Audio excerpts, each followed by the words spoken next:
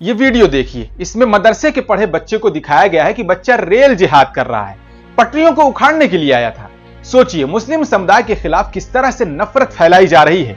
इसकी शुरुआत तो फिल्मों से हुई थी, उस वक्त लोगों ने ध्यान नहीं दिया। अब रील बनाकर घर घर पहुंचाई जा रही है। पवित्र जिहाद नाम को किस तरह से बदनाम किया जा रहा है। इस रील का वास्तविकता से कोई संबंध नहीं है, लेकिन इन भ्रामक खबरों से हिंदू समुदाय के दिलों में मुस्लिम समुदाय से नफरत बिठाई जा रही है। मुसलमानों को सिर्फ नुकसान पहुंचाने वाला बताया जा रहा है। हालांकि इस देश में तमाम ऐतिहासिक धरोहर, ताजमहल, लाल किला, कुतुब मीनार मुसलमानों के पुरखों ने ही बनवाया है।